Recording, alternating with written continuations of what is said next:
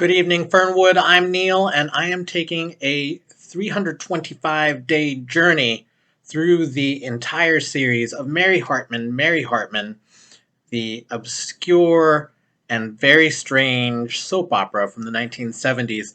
Before we get on to episode 2, I thought I'd do a little summary of the things that we saw in the last episode, at least from the top of my head. We have Mary Hartman, who is a housewife who is obsessed with the cleanliness of her floor. At least her and her sister seem to argue about whether there's waxy yellow buildup all through the floor. She has a neighbor named Loretta who comes over and tells them that there was a murder a few blocks away. A family of 5 and their goats and chickens. We've got Tom and Charlie who work together at a factory. Tom and Charlie are the wives of Mary and Loretta, respectively. They also seem to be workmates with the father of the murdered family that we heard about just recently. Charlie is trying to get together some money for a demo record for Loretta, who's a country singer. We also have Tom and Mary's relationship, which is kind of gross because Tom tells Mary that he doesn't want her to tell him when she wants sex. And when he wants sex, he'll get it. I don't get it, but it was the 70s. There's the Fernwood Flasher. The town of Fernwood, Ohio is where this show takes place. There's the Fernwood Flasher who's running around, and by the end of the episode, we find out that Mary's grandpa Larkin is the Fernwood Flasher. She walks out into her yard and doesn't respond to anything, and I believe that puts us right in time for episode 2, which I'm starting right now. That police officer seems real excited to see Mary Hartman. She's smiling like flirty too.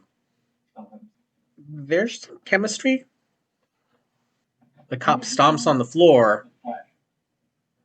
Apparently you can literally hear through the floor in this police station.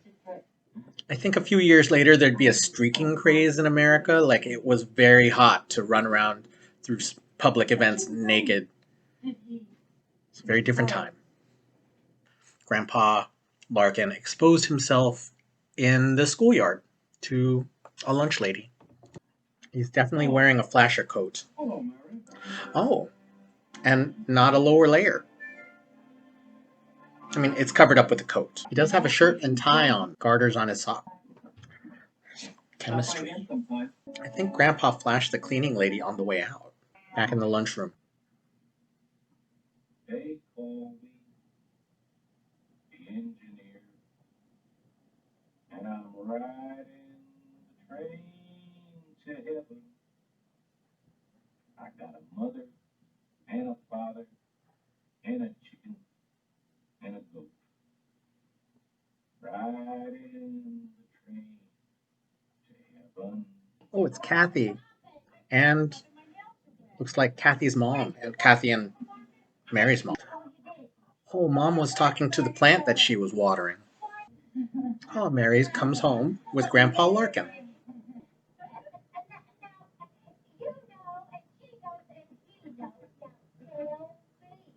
Honey peanut butter, Martha, flashing is indecent exposure. Well, that's just one thing to do. I tell it all wrong. We've got to put him in a home. But you just want to get rid of me and count the money it's cost to keep me alive. Grandpa, we don't want to throw you away. We just want to do something that's right for you. I don't even know why we're talking about what's going on. Whenever you walk by, Loretta wearing a really tiny pink nightie. The sacrifices I make for you. She answered the door with the shotgun. Loretta is not a homemaker. Loretta's pulling one of these deals, and the reporter's definitely looking in that direction. oh, you mean my nightie? I'm so glad you went. Mary's smoking in bed. She lies back in bed, but she's got a devious smile going on. Tom looks like he's got something on his mind. So I understand that there are boundaries that can be set, and I just feel like the power imbalance in this relationship is, even for the 70s, not pretty.